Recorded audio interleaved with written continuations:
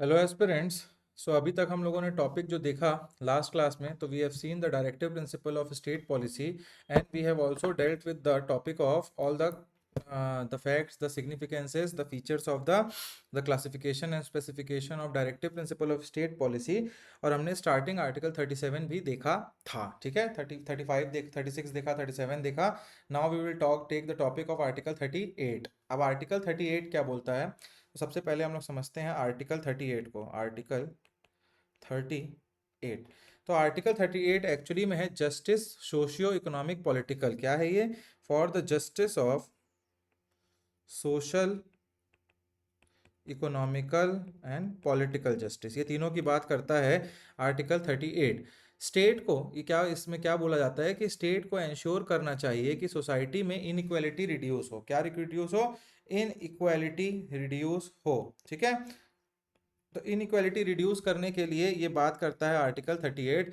और इसी में आप लोगों ने देखा हमारी गवर्नमेंट ऑफ इंडिया ने एमजी नरेगा मनरेगा एक्ट जो है वो लाया था। इसमें क्या बोला गया था कि 100 दिन का कम से कम जो है आपका क्या लेबर वर्क या कोई जो आपको नौकरी दी जाएगी 100 दिन के लिए, कम से कम के लिए। ठीक है, इसके साथ साथ और पीएमएजीवाई आया था, हाउसिंग के लिए प्रधानमंत्री आवास योजना पीएमएवाई। उसमें भी आपने देखा कि हम लोग क्या कर रहे थे, सोशियो इकोनॉमिकल और पॉलिटिकल जस्टिस की बात कर रहे थे।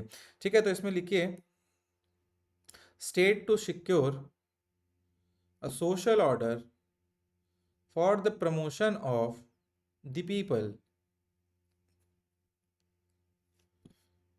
इसके बाद अब हम लोग देखेंगे 3 आर्टिकल 4 आर्टिकल एक साथ बताऊंगा मैं, फिर एक साथ लिखेंगे हम लोग। ठीक है, हम लोग बात करेंगे आर्टिकल 31 की। ये आप लोगों को दिख रहा होगा फंडामेंटल राइट हुआ करता था। आर्टिकल 31 जो था पहले फंडामेंटल राइट हुआ था करता था, और वो फंडामेंटल राइट हुआ करता था राइट टू प्रॉपर्टी। क्या हुआ करता था? Right to property. इसको 44th अमेंडमेंट एक्ट से गवर्नमेंट ऑफ इंडिया ने रिपील कर दिया, और उसके बाद उसको बना दिया एक लीगल और constitutional right under article 300A। ठीक है, ये यहाँ तक आर्टिकल 31 के बारे में समझ आया। फिर इसमें अमेंडमेंट हुआ और कुछ और प्रोविजंस लाए गए, उसको हम लिखेंगे आर्टिकल 31A। आर्टिकल 31A में क्या होता है? आर्टिकल 31A से क्या बोलता है कि saving saving of law related to land reforms. ठीक है, तो इसमें लैंड रिफॉर्म के under land ceiling, zamindari abolition, agriculture related reform के लॉस को फंडामेंटल राइट के वायलेशन के बावजूद कोर्ट इनवैलिडेट कर सकती है। हो सकता है आर्टिकल 31 ये बोलता है कि आपके फंडामेंटल राइट्स हो सकते हैं वॉयलेट हो रहे हों, बट इन केस जब कोई जमींदारी एबॉलिशन, देखिए जमींदारों के पास काफ़ी ज़मीन हुआ करती थी। लैंड सीलिंग मतलब जब जो बहुत ज़्यादा जिनके पास ज़मीन थी, सीलिंग एक्ट आया था, उसमें सीलिंग की जाए। एग्रीकल्चर रिलेटेड रिफॉर्म करना है कहीं, जैसे चकबंदी होती है, एक चकबंदी विभाग होता है उत्तर प्रदेश, इन सब जगहों पे, जिन जगहों पे अगर you are having, if you are a farmer and you are having 5 pieces of land, आप मान के चलिए गांव है, उस गांव में आपके पास 20,000, 10,000, 10,000, 10,000 करके 4 जगह पे आपके पास जमीन है अलग अलग कोने में। ठीक है, जनरली होता क्या है, हिस्सा बंटवारा जब होता है भाइयों के बीच, तो लोग जमीन एक साथ लेने की कोशिश नहीं करते हैं, क्योंकि रेट जो होते हैं अलग अलग होते हैं हर जगह जमीन के। तब लोग क्या करते हैं, सब जगह हमको हिस्सा चाहिए ये बोलते हैं। अब think about it, if you are a farmer, अगर आपके पास 15-15 हज़ार स्क्वायर फीट की जमीन 4 जगह है, तो क्या आप उसमें बोरवेल करा पाएंगे? नहीं, इट विल बी कॉस्टली। और अगर आपके पास 15,000 स्क्वायर फीट की जमीन बस है, तो आप उस जगह पे खेती भी नहीं कर सकते हैं, क्योंकि उसका आपको अलग अलग प्रोडक्शन कॉस्ट लगेगा, आपको अलग अलग जगह पे पानी, इरिगेशन, अलग अलग खाद डालना पड़ेगा। अब गवर्नमेंट क्या कर सकती है, अगर ये चकबंदी विभाग हमारे छत्तीसगढ़ में नहीं है, I am taking the example of Uttar Pradesh के लिए, तो उसमें कहीं चारों के चारों एक चकबंदी अधिकारी होगा, वो चक बनाएगा। चक मतलब क्या होता है? To accumulate the pieces of land into a one land. अब जब ये मान के चलिए 15-15 हज़ार स्क्वायर फीट के 4 लैंड है, और चारों को इकट्ठा करें तो 60,000 स्क्वायर फीट बनता है, जो कि आपका 1.5 एकड़ होता है।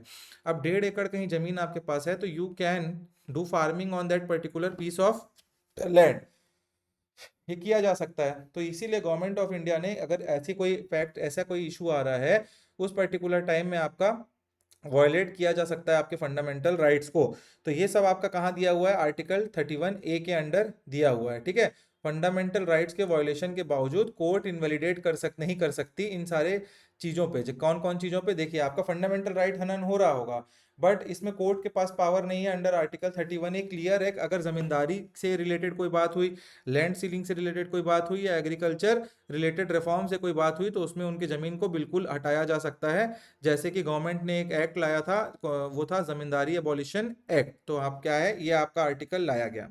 इसके बाद नेक्स्ट हम पढ़ेंगे क्या, आर्टिकल 31 बी। आर्टिकल 31 बी, अब आर्टिकल 31 बी क्या बोलता है, तो अगर कोई लॉ आर्टिकल 39, नहीं, वो 39 सी है, जब लॉ नाइन्थ स्केड्यूल में है और उसको जुडिशियल रिव्यू से प्रोटेक्ट किया जाए, तब उसको बोला जाता है क्या, आपका 31 बी। Even if it violates fundamental rights, court उन्हें इनवैलिडेट नहीं कर सकती। इसका मतलब क्या है, इस ये नाइन्थ स्केड्यूल लाया गया था इस पर्टिकुलर एक्ट से। नाइन्थ स्केड्यूल क्या है, नाइन्थ स्केड्यूल हमारे पार्लियामेंटेरियन ने एक स्केड्यूल लाया और उसको आर्टिकल 31 बी में रखा। उसमें ये बोला गया, अगर कोई भी लॉ को, कोई भी प्रोविजन को हमारा पार्लियामेंट अगर नाइन्थ स्केड्यूल के अंदर डाल देता है, तो वो जुडिशियरी के एम्बिट से गायब हो जाता है, हट जाता है, मतलब जुडिशियरी उसको जुडिशियल रिव्यू से प्रोटेक्ट नहीं कर सकती। ठीक है, तो ये आपको पता होना चाहिए, चाहे वो फंडामेंटल राइट्स को इनवैलिडेट करे या कुछ भी करे। जैसे एक एग्जांपल लेते हैं, तमिलनाडु रिजर्वेशन लॉ आया और उसको ऐड कर दिया गया था नाइन्थ स्केड्यूल में, ठीक है। और वो देखिए, गवर्नमेंट ऑफ इंडिया के एक्ट के as per the Indira Sawhney case, ये जो आपका था कि 50% तक का रिजर्वेशन, गवर्नमेंट जॉब है, कोई भी एग्जाम निकलता है तो 50% तक का रिजर्वेशन इज एप्लीकेबल, कि वहां तक किया जा सकता है, जैसे schedule caste, schedule tribe, EWS, इन सब का मिला के। मगर इससे ऊपर जाएगा तो वो इनवैलिडेट हो जाएगा, वॉइड हो जाएगा। ऐसा हमारे सुप्रीम कोर्ट ने वर्डिक्ट दिया था किसमें, इंदिरा सावनी केस 1992 में। बट हमारे तमिलनाडु रिजर्वेशन एक्ट में आप देखेंगे तो उसमें 69% रिजर्वेशन दिया गया है शेड्यूल कास्ट, शेड्यूल ट्राइब और ओबीसी को मिला के, इस ईडब्ल्यूएस को। तब उस जगह पे इसको क्या किया गया, कोर्ट पे चैलेंज कर सकते थे लोग, क्योंकि एक बार कोर्ट ने वर्डिक्ट दे दिया है। तो लोगों ने क्या किया, लोगों ने इस तमिलनाडु रिजर्वेशन एक्ट, मतलब पार्लियामेंट ने इस रिजर्वेशन एक्ट को नाइन्थ स्केड्यूल में डाल दिया। अब नाइन्थ स्केड्यूल में जब डाल दिया जाता है, तो मैंने आपको बताया ये परव्यू ऑफ जुडिशरी से बाहर हो जाता है, ठीक है। तो यही आपका आर्टिकल 31 ऑफ बी में दिया हुआ है। इसके बाद आपका नेक्स्ट आर्टिकल है आर्टिकल 31 ऑफ सी। क्या है, आर्टिकल 31 ऑफ सी। तो इसमें क्या बोलता है, इसमें क्या बोलता है, जस्ट अ सेकेंड, हाँ, 31 ऑफ सी। इसमें क्या बोलता है, अगर कोई law article 39 of B, article 39 of B क्या बोलता है आप समझिए, article 39 of B and article 39 of C, ये दो आर्टिकल की बात करता है ये। अब ये आर्टिकल 39 ऑफ बी है डिस्ट्रीब्यूशन से रिलेटेड, आर्टिकल 39 सी है और कंसंट्रेशन से रिलेटेड, ठीक है। तो ये दोनों आर्टिकल, ये आर्टिकल 31 सी बोलता है, अगर कोई लॉ आर्टिकल 39 ऑफ बी, जो कि है डिस्ट्रीब्यूशन ऑफ रिसोर्सेज, या आर्टिकल 39 ऑफ सी, जो है आपका कंसंट्रेशन ऑफ रिसोर्सेज, इंप्लीमेंट करने के लिए बनाया जाता है, तो वो आर्टिकल 14 और 19 का वायलेशन भी चलेगा। मतलब देखिए, आर्टिकल 14 है राइट टू इक्वलिटी, आर्टिकल 19 में भी हमने दिया हुआ है मूवमेंट, असेंबल, ये सारी चीजें दी हुई हैं। तो इन दोनों के अगेंस्ट अगर हम डिस्ट्रीब्यूशन करें या कंसंट्रेशन के लिए, जैसे किसी एक आदमी के पास बहुत ज़्यादा पैसा है, या कोई कोई भी चीज़ कंसंट्रेटेड है इतना ज़्यादा कि हमारे देश को हैम्पर कर रहा है वो चीज़, तब उस पर्टिकुलर टाइम में आप उसके कंसंट्रेशन को हटा सकते हैं अंडर आर्टिकल 39 सी, और उसको डिस्ट्रीब्यूशन के तहत आप डिस्ट्रीब्यूट भी कर सकते हैं। अगर गवर्नमेंट के पैसे या गवर्नमेंट की स्कीम्स के तहत आप पैसा डिस्ट्रीब्यूट कर रहे हैं, तो आप ये बोलेंगे ये तो अंडर आर्टिकल 14 वॉयलेट कर रहा है राइट टू इक्वलिटी को। भाई सबको बराबर नहीं मिलेगा, डाउन ट्रोडन्स को ज़्यादा मिलता है, ऊपर वाले लोगों को कम मिलता है चीज़ें, जो बेनिफिट्स हैं। तो ये यहाँ पे क्लियरली मेंशन्ड है, अगर आर्टिकल 39 ऑफ बी जो कि डिस्ट्रीब्यूशन से रिलेटेड है, और आर्टिकल 39 ऑफ सी जो कंसंट्रेशन को हटाने से रिलेटेड है, इन दोनों को कहीं इंप्लीमेंट कर रही है गवर्नमेंट ऑफ इंडिया, तो वो वॉयलेट तो भले कर रहा है आर्टिकल 14 और 19 को, बट उस पर्टिकुलर टाइम में सुप्रीम कोर्ट के पास आप केस नहीं ले जा सकते हैं इनके वॉयलेशन के लिए। ये वॉयलेशन अलाउड है हमारे कॉन्स्टिट्यूशन में, ठीक है। तो आपको ये पता होना चाहिए, ठीक है।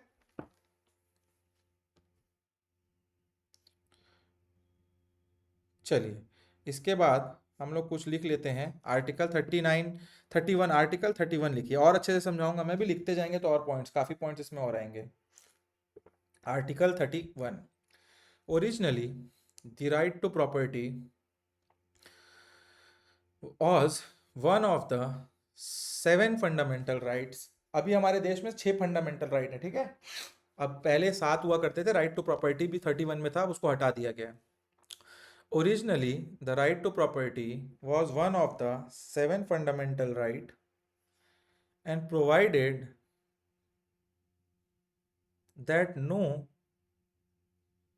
person shall be deprived of his property except by authority of law. Next paragraph में लिखिए, however, being one of the most controversial right, however, comma, being one of the most controversial rights, comma, the 44th Amendment Act of 1978 abolished the right to property as a fundamental right and made it a legal, bracket में लिखिए, constitutional right under, bracket close करके, under article 300A in part 12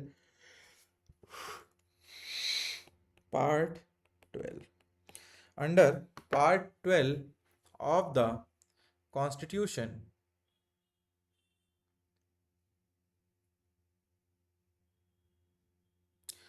next point लिखिए, article 31 led to a number of constitutional amendment, first, fourth, 7th, 25th, 39th, 40th, then 42nd amendment. इतने सारे amendment हुए हैं article 31 में। अब इतना deep में हम लोग इसमें नहीं जाएंगे, प्रीलिम्स नहीं पूछता या मेंस में नहीं पूछता हमारे यहाँ। मिनर्वा मिल्स केस, काफ़ी सारे केसेस हुए, अलग अलग अमेंडमेंट होते गए इसमें। उतना डेप्थ में जाने से हमको कुछ फ्रूट नहीं मिलने वाला, इसलिए नहीं जाएंगे। आपको पढ़ने की इच्छा है तो इसको आप लक्ष्मीकांत से एक बार पढ़ सकते हैं, अमेंडमेंट एक्ट्स को सारे, ठीक है। क्यों हुए, क्या हुए। मेरा ऐसा मानना है कि ये यूजफुल नहीं है। वैसे ये टॉपिक इतना बड़ा है, let's be crisp to the point for the exam of prelims and mains. हमारा काम ये है अभी, अगर आप यूपीएससी की तैयारी कर रहे हैं साथ में, तो इट विल बी बेनिफिशियल, आप वो कर सकते हैं, ठीक है। They ask that type of questions. Then the next is the first amendment act 1951 inserted article 31A and 31B to the constitution। कौन से अमेंडमेंट एक्ट से आर्टिकल 31A और बी आया? First amendment act. 31C नहीं आया ना, 31C भी मैंने बताया आपको। नेक्स्ट लिखिए, article 31C was inserted in the constitution by 25th amendment act 1951। ये एक प्रीलिम्स का क्वेश्चन भी बन जाता है, देख रहे हैं आप। मैं इसीलिए बोलता हूँ ना, आपको पढ़ना अच्छे से। मेंस और प्रीलिम्स साथ कर रहे हैं हम लोग। प्रीलिम्स का क्वेश्चन कैसे बन गया, पूछ देगा आर्टिकल 31A और 31B कौन से कॉन्स्टिट्यूशनल अमेंडमेंट एक्ट से इंसर्ट किया गया था, तो आपको पता होना चाहिए it was inserted from the first amendment act, constitutional amendment act, ठीक है। चलिए, नेक्स्ट है आपका आर्टिकल 31A। उसमें लिखिए, it saves 5 category of law from being challenged and invalidated on the ground of contravention of fundamental right conferred by contravention का spelling ये है, conferred by article 14 and article 19। मैंने बताया ना, आर्टिकल 14 और 19 के वायलेशन पे भी क्या, अब क्या क्या है उसको अच्छे से लिख लेते हैं। पहला, acquisition of state and related right by the state.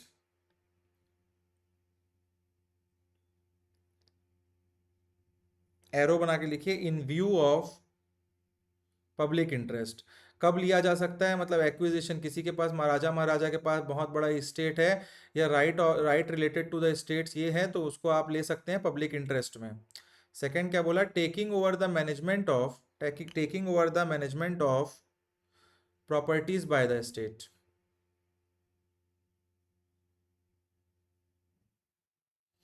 Third इसमें लिखा गया एमलगमेशन ऑफ कॉरपोरेशन।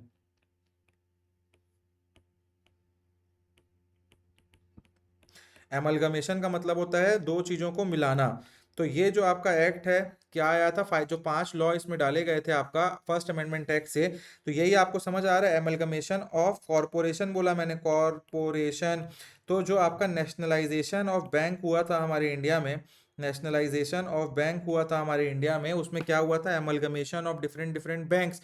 तो आप बोल सकते हैं कि it was this particular amendment was the seed behind the nationalisation of banks. ठीक है, तो ये हो गया आपका। नेक्स्ट है फोर्थ, देखिए, एक्सटिंग्विशमेंट और मॉडिफिकेशन ऑफ राइट, एक्सटिंग्विशमेंट और modification of right of directors और share holders of corporation.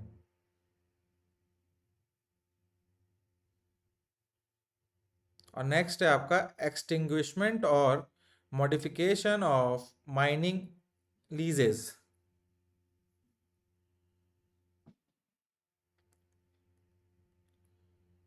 Article 31 B लिखिए, it protect the act and regulation it protect the act and regulation included in the ninth schedule from being challenged. It protect the act and regulation included in the ninth schedule from being challenged and invalidated on the ground of contravention of any of the fundamental right.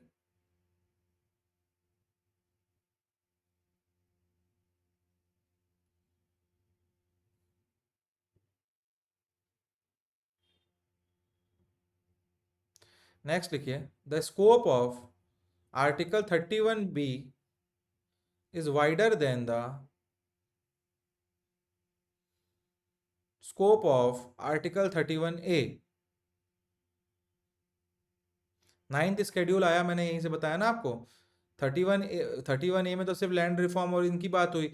31B में तो सीधा बोल दिया गया हम एक schedule ही बना दे रहे हैं, स्केड्यूल 9, उसमें जो भी लॉ डालो, लैंड रिफॉर्म से डालो, जो मन कर रहा है वो लॉ डालो, वो सब जुडिशियल रिव्यू से बाहर रहेगा, जुडिशियल परव्यू से। तो यहाँ पे फिर लिखिए, इसीलिए लिख रहे हैं the scope of article 31A is broader और wider than the article 31A। B का 31A से, एज इट इम्यूनाइजेज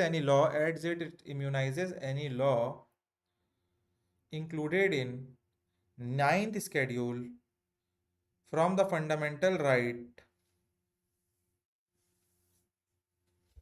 ठीक है, तो ये हो गया आपका। अब आप लिखिए नेक्स्ट आर्टिकल 31C।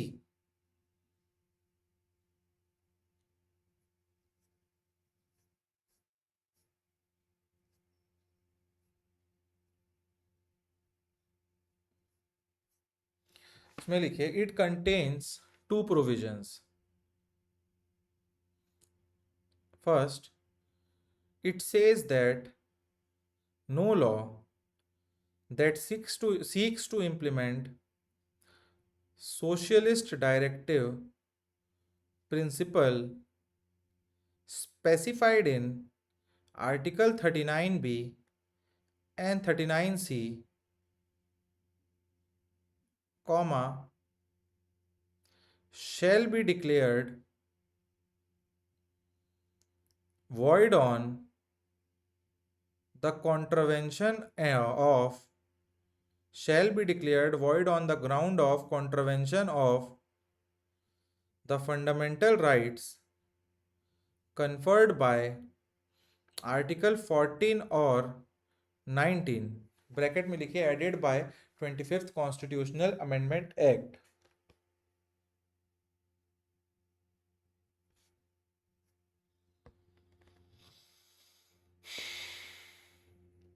चलिए, ये तीन हो गया। अब हम लोग देखेंगे क्या, आर्टिकल 39 देख लेते हैं हम लोग। क्या देख लेते हैं, आर्टिकल 39। चलिए, अब हम लोग आर्टिकल 39 बहुत बड़ा आर्टिकल है, 6 आर्टिकल सब आर्टिकल हैं इसके। आर्टिकल पहले समझ लेते हैं पूरे 6 सब आर्टिकल और आर्टिकल 39 को, फिर हम लोग जाएंगे इसके नोट्स प्रिपरेशन में, ठीक है।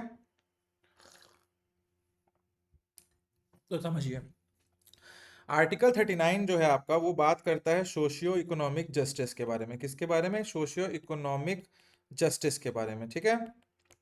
और ये आपका clause A B C D E F, ये आपका 6 क्लॉज में डिवाइडेड है। कितने? A to F 6 क्लॉजेज हैं इसमें। आर्टिकल 39 जो है आपका वो स्टेट को डायरेक्शन देता है कि उसकी पॉलिसी ऐसी होनी चाहिए जो सिटीजन के वेलफेयर और इकोनॉमिक इक्वालिटी को प्रमोट करे। क्या करे? मतलब वो स्टेट को डायरेक्शन देता है, स्टेट को बताता है आर्टिकल 39 कि आप ऐसी पॉलिसीज ही बनाएंगे जो आपके स्टेट में सिटीजन के वेलफेयर के लिए हो या फिर क्या इकोनॉमिक इक्वालिटी के लिए हो, ठीक है। तो ये दो बेसिस है। अब सब क्लॉज में इसी को बताया गया है कि कैसे ये अचीव किया जाएगा। तो जो सब क्लॉज है आपका आर्टिकल 19 ऑफ ए जो है आपका, आर्टिकल 19 ऑफ ए जो है उसमें ये बताया गया पहला आपका, ये पहले आर्टिकल 39 में बता दिया गया। 39 ऑफ ए में अब क्या बताएगा कि कैसे वेलफेयर बनेंगे, कैसे इकोनॉमिक इक्वालिटी अचीव करेंगे हम। तो 39 ए में इन्होंने डाला राइट टू एडिक्वेट लाइवलीहुड। इसका मतलब ये था कि स्टेट को इंश्योर करना चाहिए कि हर एक सिटीजन प्रॉपर लाइवलीहुड का अपॉर्चुनिटी उनको मिलता है। कि मतलब एक अच्छा जीवन जीने के लिए आपके पास एम्प्लॉयमेंट होना चाहिए, आपके पास पैसा कमाने की शक्ति होनी चाहिए, घर होना चाहिए, ये सारी चीज़ें होनी चाहिए। तो वो किससे आएगा आपके पास? जब आप इनकम कर पाएंगे। इनकम कैसे करेंगे आप? जॉब आपको मिले, एम्प्लॉयमेंट आपको मिले। एम्प्लॉयमेंट कब मिलेगा आपको? अगर आपके पास स्किल होगा। तो आपने देखा होगा हमारे देश में स्किल इंडिया मिशन चलता है। तो वो गवर्नमेंट इसी particular 39A right to adequate livelihood को अचीव करने के लिए लाई है। जो स्किल इंडिया मिशन है उसमें जो हमारे यूथ हैं उनको स्किल दिया जाता है, पर्टिकुलरली अलग अलग डिफरेंट डिफरेंट सेट के। और उससे वो जब स्किल्ड हो जाते हैं तो दे गो टू, जैसे प्लम्बर का स्किल हो गया, कोई इलेक्ट्रिशियन का स्किल हो गया, ये सब मिलता है। तो they go to that particular jobs और उनको इनकम ज़्यादा मिलती है because they are not now unskilled labour, they are skilled labour. जैसे कोई बहुत ही अनस्किल्ड लेबर है तो इसको लाइवलीहुड अचीव करने के लिए हमारे गवर्नमेंट ने और क्या किया है? तो मनरेगा आपको पता है उसमें 100 दिन का रोजगार देती है, गारंटी 100 डेज कंपलसरी एम्प्लॉयमेंट देती है गवर्नमेंट आपकी मनरेगा में। तो अगर आप 100 दिन काम कर रहे हैं, आपको 100-150 दिन बाहर काम मिल गया, और जिन दिनों पे आपको काम नहीं मिल रहा है उन दिन में आप मनरेगा के अंडर जाके वहां पे वर्क कर सकते हैं। उससे आपको क्या होगा? उससे आपका एडिक्वेट लाइवलीहुड के और आप बढ़ेंगे आगे, और हमारा देश welfare state socio economically economical equality की ओर बढ़ेगा, ठीक है। द नेक्स्ट इज आर्टिकल जो आपका 39B है, 39 ऑफ बी। इसमें क्या बोलता है वो? Distribution of material resources for common good. Distribution of material resources for common good. इसके अंडर क्या है? देखिए देश के जो रिसोर्सेज हैं, देश में क्या क्या रिसोर्सेज हैं? लैंड है, वाटर है, मिनरल है और काफ़ी सारी चीज़ें हैं। इनका आर्टिकल 39B का क्या एम्बिट है? तो वो बोलता है कि जितनी भी देश के रिसोर्सेज हैं जैसे कि वाटर, लैंड, मिनरल, इनका डिस्ट्रीब्यूशन ऐसे हो कि सबका भला हो उससे, ठीक है। ना कि कुछ ही लोगों के हाथ में कंसंट्रेशन हो। हमारे देश में कुछ ही लोगों के हाथ में क्या कंसंट्रेशन है, ये हमको ऑक्सफैम रिपोर्ट से समझ आ ही जाता है कि top 1% people are having 70% of the economy in India. तो ये अब इस आर्टिकल के बारे में क्या ही बोलें, ठीक है, बोलता है मगर ये आर्टिकल कि ऐसा करना है, कब होगा देखेंगे अब। बट इसमें गवर्नमेंट ने अच्छे काम भी किए हैं हमारे। वो अच्छे काम कैसे हैं? जैसे एग्जांपल ले सकते हैं अब लैंड रिफॉर्म्स। जो हमारे यहाँ सीलिंग और लैंड रिफॉर्म हुआ था आपके आज़ादी के पहले उस पर्टिकुलर टाइम में, तब ये अपने देखा कि कंसंट्रेशन जिनके हाथ में बहुत ज़्यादा लैंड था उनको हटा के डिस्ट्रीब्यूट भी किया गया था। नेशनलाइजेशन ऑफ बैंक के टाइम में हमने देखा था कि सबके भले के लिए नेशनलाइज किया गया था बैंक को, ठीक है। Then the next article is 39 of C. 39 of, जैसे ये डिस्ट्रीब्यूशन की बात किया, ये कंसंट्रेशन की बात करता है, ठीक है। कंसंट्रेशन, तो ये क्या बोलता है? Prevention of concentration, prevention of wealth concentration, हमारे देश में वेल्थ कंसंट्रेशन को प्रिवेंट करना है, तो क्या बोला जाता है कि स्टेट को ध्यान रखना है, क्या रखना है, स्टेट को ध्यान रखना चाहिए कि वेल्थ और प्रोडक्शन के मीन्स को कुछ हाथों में कंसंट्रेट नहीं किया जाए। यार अब इस टॉपिक में ना यही आ जाता है कि अब करंट में जैसे आप सिनेरियो देख रहे हैं तो आपको समझ आता है कि क्या ही कंसंट्रेशन, ये आर्टिकल क्या ही अचीव कर पाएंगे हमारे देश में हम। We are nowadays seeing कि everything is concentrated in the richer people's hand. और आप समझ रहे होंगे अगर कॉन्टेक्स्ट में आप करंट अफेयर्स न्यूज पढ़ते रहते हैं तो in whose hand the country is now adage. तो अब ये नहीं करना चाहिए, ऐसा हमारे संविधान में बोला है कि कुछ ही लोगों के हाथ में कंसंट्रेशन ऑफ इकोनॉमी नहीं होनी चाहिए, ठीक है, तो ये ऐसा बोला जाता है। ऐसा गवर्नमेंट ने पास भी किया था monopoly and rate restrictive trade policy, but कोई मतलब नहीं है, इसको छोड़िए, इतना ही समझिए आप इसको, कंसंट्रेशन नहीं होना चाहिए, ठीक है। Then the article next is article 39 of D. Article 39 of D जो है ये क्या बोलता है कि इक्वल, हाँ ये अच्छा आर्टिकल है, equal pay for equal work for man and women, equal pay for equal work of man and woman. इसका मतलब है अगर मैन और वुमेन एक प्रकार के काम कर रहे हैं तो उनको इक्वल पे मिलना चाहिए। मैन वुमेन और चिल्ड्रन जो काम करते हैं उनकी हेल्थ नहीं, जो स्टेट को एंश्योर करना चाहिए कि मैन और वुमेन को बराबर का हक मिलना चाहिए एक बराबर काम के लिए। तो इसके लिए गवर्नमेंट ने पास भी किया था एक law, equal remuneration act 1976। Next is article 39 of D. ये बोलता है protection of health and protection of health and strength of worker. इसके अंडर क्या बोला जाता है कि मैन हो वुमेन हो या चिल्ड्रंस हो, जो भी आदमी काम कर रहा है उनकी हेल्थ और स्ट्रेंथ को प्रोटेक्ट करना सेफ की रिस्पॉन्सिबिलिटी है। अब ये बोलेंगे आप ये किस टाइप की बात कर रहे हो, तो समझाता हूं मैं। देखिए जो मैंने बताया था मैटरनिटी बेनिफिट एक्ट, उसमें क्या बोला गया है कि अगर आप किसी जगह पे काम कर रहे हैं और आपका बच्चा होता है तो 6 महीने तक आपको पेड लीव मिलेगा, पेड मतलब पैसा भी मिलेगा उसका, आपका तनख्वाह आएगा बिना काम के। प्रोहिबिशन ऑफ चाइल्ड लेबर को हमने पूरा ही प्रोहिबिट कर दिया। क्यों? क्योंकि बच्चों को काम कराना, पहले के टाइम में ये बनाया जरूर गया था मैन वुमेन चिल्ड्रन लिख के, तो उसी के हमको समझ आया कि चिल्ड्रन का हेल्थ को तो और स्ट्रेंथ को तो हम प्रोटेक्ट कर ही नहीं सकते अगर 14 साल के नीचे के बच्चे हैजार्डियस काम कर रहे हैं। तो हमने इसीलिए prohibition of child labour act ला दिया। फैक्ट्रीज एक्ट लाया जिसमें हमने क्या किया था कि एक स्पेसिफिक टाइम फिक्स कर दिया कि इससे ज़्यादा लंबे टाइम तक कोई भी फैक्ट्री में काम नहीं करेगा एक डे में। तो एक आर का बेसिस 8 घंटा 10 घंटा ला दिया गया था, 8 घंटा का एक दिन में काम हो सकता है। Then the last is in article 39 of F, मैंने बोला ना छः छः हैं, तो ये बोलता है childhood and youth, youth childhood and youth should not be exploited।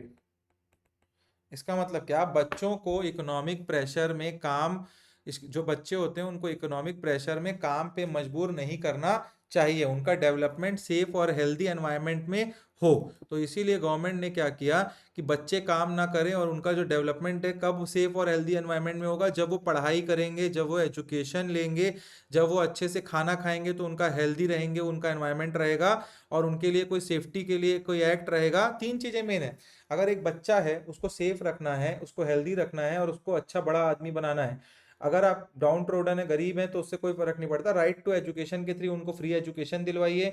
साथ में मिड डे मील स्कीम चल रहा है, उसमें गवर्नमेंट ऑफ इंडिया खाना खिलाती है काफी nutritious food, from there they can become healthy. जो आपका बेसिकली ग्रोइंग एज होता है 6 to 14, उस पर्टिकुलर टाइम में आपको फ्री एजुकेशन भी मिलता है, फ्री मिड डे स्कीम भी मिलता है आपको, जिसमें मिडिल स्कूल 8वीं क्लास तक आप लोगों को खाना फ्री में सरकार देती है।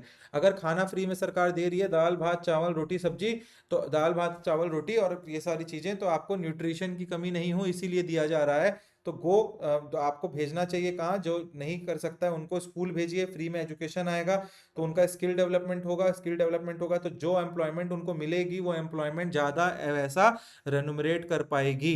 पढ़ा लिखा आदमी कहीं जाता है, एक टाइपराइटर का भी काम करता है तो उसको 10 से 12 हज़ार मिलता है, और वही उससे ज्यादा मेहनत करने वाला ईटा ढोने वाला आदमी 5,000 रुपये महीने का कमाता है। तो the difference is their skill set, there education. ठीक है, तो ये एजुकेशन की बात क्या बोला, चाइल्डहुड और यूथ को नहीं एक्सप्लॉइट करना है, तो ना एक्सप्लॉइट करते हुए एजुकेशन दीजिए उसको, मिड डे मील स्कीम में खाना खिलाइए जिससे वो हेल्दी होगा। Healthy body leads to healthy brain, healthy brain leads to healthy development of a human being.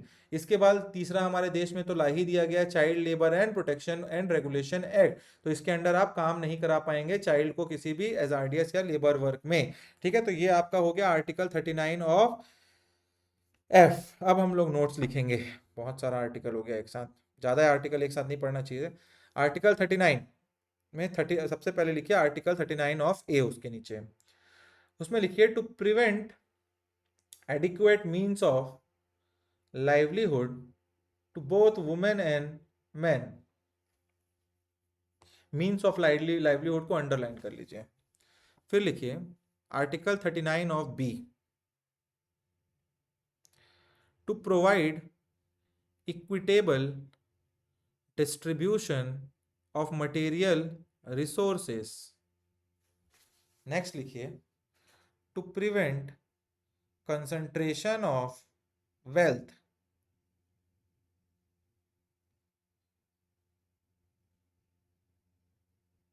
Next लिखिए article 39 D, to provide for equal work to both men and women, equal pay for equal work, to provide equal pay for equal work of men and women। ठीक है, वो था article 39 C, to ensure that workers, men's, women's and children are not abused and that citizens are not forced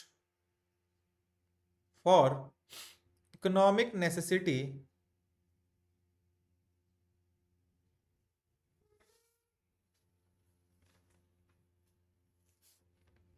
next लिख लिया article 39 F, to ensure that children are given opportunities, to ensure that children are given economic opportunities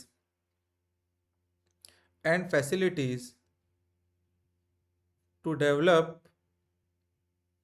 in a healthy manner and youth are protected against exploitation।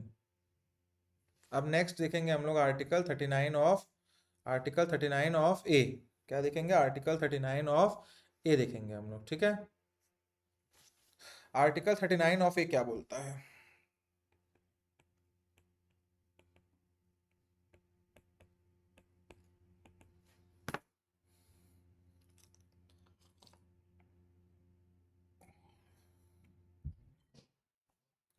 Article 39 of ये बोलता है कि government को ये ensure करना है, government को ये इंश्योर करना है चाहे कोई अमीर हो चाहे कोई गरीब हो, सबको जस्टिस जो है इक्वल ही मिले।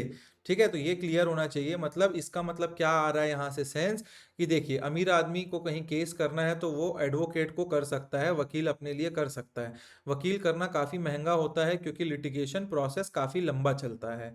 ठीक है, पैसा पे करना इतना आसान नहीं है, वकील को हर महीने आप जाके देखेंगे तो दे आर वेरी कॉस्टली, अच्छे वकील जो होते हैं। बट सेकेंडरी इसमें क्या हो जाता है, इसीलिए गवर्नमेंट ने फ्री लीगल एड की बात करता है ये आर्टिकल, तो फ्री लीगल एड के लिए लीगल सर्विस अथॉरिटी एक्ट लाया था। अगर आपको पता है आपके पास, आप जाते हैं आपके ऊपर केस होता है और आपके पास क्या है वकील को करने का पैसा नहीं है, तो वहां आप जज साहब को बोल सकते हैं सर मेरे पास वकील को करने का पैसा नहीं है, तो he will allocate a advocate from the side of judiciary. वो सरकारी वकील होते हैं उनको आपके लिए क्या करेंगे, एलोकेट करेंगे और वो आपका केस लड़ेगा free of cost and he will be paid by the government of India. ठीक है, वो वकील को, तो यहाँ पे आपका क्या जस्टिफाई हो रहा है कि चाहे कोई अमीर हो, भाई आपको कहीं अंबानी के खिलाफ या आई शुडेंट टेक नेम, आपको लेट्स टेक एन बड़े किसी बिजनेस मैन के खिलाफ आपको केस लड़ना है, आपकी एक 2,000 स्क्वायर फीट की ज़मीन है और आपके जीवन में उससे ज़्यादा आपके पास पैसे भी नहीं है कि आप वो ज़मीन खरीद सकें, और आपने बहुत ले जोड़ जोड़ मरोड़ के उस ज़मीन को खरीदा था कि वहाँ पे मैं घर बनाऊंगा। ठीक है, लेट्स से कि 800 स्क्वायर फीट की छोटी ज़मीन, ठीक है। अब उस पर्टिकुलर इंडस्ट्रियलिस्ट को वहाँ ऑफिस खोलना है और उसके बाजू में वो ऑफिस बनाने के लिए आपकी ज़मीन को वो खरीदना चाहता है। तब उस पर्टिकुलर टाइम में आपकी ज़मीन को वो क्या बोल रहा है आपको, आप 2 गुना पैसा ले लीजिए, मगर आप नहीं बेचना चाह रहे क्योंकि आप उसी लोकेलिटी में रहना चाह रहे हैं। तब क्या होगा, वो कब्जा करने की कोशिश करेगा, बिकॉज रिचर पर्सन है, मैन है, पावर है, सब है उनके पास, political, economic, they are sound with everything. और आप बैठे छोटे से आदमी 800 स्क्वायर फीट की ज़मीन के लिए उससे लड़ने की कोशिश करेंगे, वैसे ही पैसे नहीं है आपके पास, तो आप कोर्ट जाएंगे, कोर्ट में आप वकील नहीं कर पाएंगे, केस हार जाएंगे, तो गवर्नमेंट जो है आपको जो सरकारी वकील देगी, और उससे इंश्योर क्या होता है कि आपको फ्री लीगल एड मिल रहा है, आप केस लड़ने की क्षमता रख पा रहे हैं। अब भले केस जीते या हारे, जस्टिस तो मिलेगा किसी ना किसी को। आप सही होंगे तो आपको मिलेगा, क्योंकि वकील आपके लिए लड़ेगा, वो तथ्य प्रोड्यूस करेगा वहां पे, ठीक है। तो स्पीडी जुडिशियल सिस्टम के लिए ये चीजें लाई गई हैं, ठीक है। तो ये आप लिख सकते हैं आर्टिकल 39 में, article 39A, the state shell secure that the operation of the legal system promote justice on a basis of equal opportunities and shall provide free legal aid by suitable legislation to ensure that opportunities for securing justice are not denied to any citizen by reason of economic or other disabilities, by reason of economic and other disabilities। अब legal aid के बारे में आप लिख लीजिए।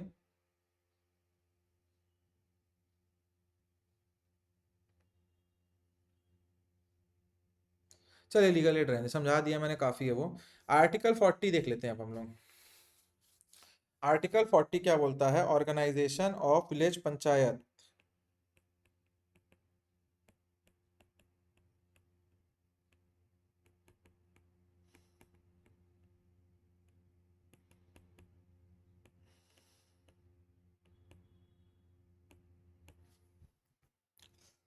इसके under आपका क्या है कि आर्टिकल 40 के अंडर स्टेट को एनकरेज करना चाहिए कि विलेजेस में सेल्फ गवर्नेंस की सिस्टम हो।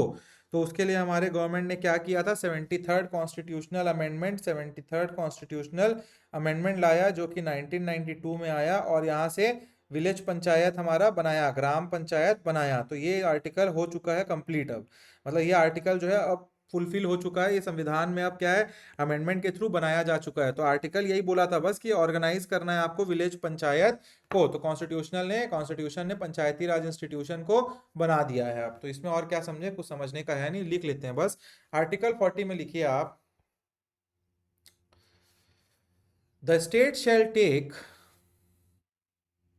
Steps to organise village panchayat and endow, ENDOWED, them with such power and authorities as may be necessary to enable them to function as unit of self government।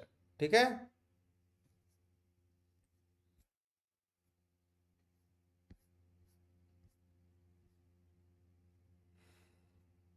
अब आपका आखिरी article है आज का जो पढ़ेंगे हम लोग, that is article 41। Article 41, article 41 में लिखिए, जब इसका मतलब क्या है, आर्टिकल 41 क्या टाइटल बोलता है, right to work, education and public assistance के बारे में बात करता है। ठीक है, तो जब स्टेट के पास रिसोर्सेज हो तो उसे वो यूज करके नीडी लोगों को हेल्प करना चाहिए स्टेट को हमारे। तो ये हमारे इस आर्टिकल में बोलता है, अगर स्टेट के पास रिसोर्सेज हो तो उनको राइट टू वर्क के लिए लोगों को हेल्प करना चाहिए, एजुकेशन के लिए लोगों को हेल्प करना चाहिए, पब्लिक असिस्टेंस के लिए लोगों को हेल्प करना चाहिए। जॉब देना चाहिए, मतलब जो गवर्नमेंट जॉब्स देती है वैसे जॉब्स देना चाहिए, तो राइट टू वर्क लोगों का फुलफिल होगा। एजुकेशन देना चाहिए, तो राइट टू एजुकेशन के अंडर हम लोग आर्टिकल 21A है हमारा राइट टू एजुकेशन, और उसके अंडर हम लोग एजुकेशन देते ही हैं स्किल डेवलपमेंट के लिए। इलनेस, डिसेबिलिटी और ओल्ड एज या एम्प्लॉयमेंट में सपोर्ट करना चाहिए। पब्लिक असिस्टेंट जो है, अगर कोई आदमी इल हो जाता है काम करते करते, डिसेबल हो जाता है काम करते करते, ओल्ड एज हो जाता है, तो आपने देखा ओल्ड एज पेंशन हमने लाया, और क्या क्या आप बोल सकते हैं, मनरेगा लाया हमने जॉब का वर्क जॉब देने के लिए, राइट टू एजुकेशन लाया, पीएम किसान सम्मान निधि लाई हमने किसके लिए, पब्लिक असिस्टेंस के लिए, पीएम किसान सम्मान निधि हो गई आपकी, पीएम गरीब कल्याण योजना हो गया। तो ये सारी चीजें हमारी क्या है, ये सारी चीजें हमारे लाती हैं आपकी इसी में, ठीक है। तो ये हो गया आपका आज का क्लास खत्म। बस आप लिख लीजिए अब इसमें थोड़ा सा आखिरी आर्टिकल 41 के बारे में। तो आर्टिकल 41 के बारे में लिखिए, right to work comma education and to public assistance in certain cases. Next लिखिए, the state shall within limit of its economic capacity, the state shall within limit of the economic within limit of its economic capacity and development makes effective provision for securing the right to work for securing the right to work, to education, to public assistance in cases of unemployment, old age, sickness and disablement. disablement, disablement.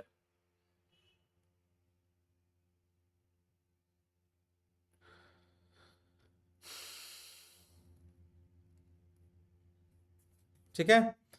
तो ये हो गया आपका article 41। अब हम लोग 42 से बचा हुआ आर्टिकल नेक्स्ट क्लास में देखेंगे। एक साथ बहुत आर्टिकल देखने से गलत हो जाएगा, आप पढ़ नहीं पाएंगे। तो इन क्लासेस को आप अच्छे से कर रहे हैं मेरे को ऐसा लग रहा है, क्योंकि काफ़ी लोगों से मेरी बात हुई है अभी हाल फिलहाल में। नोट्स अच्छे से प्रिपेयर करिए, ठीक है। मिलते हैं हम लोग अब नेक्स्ट क्लास में। Till then keep studying, be happy. Thank you for watching the classes.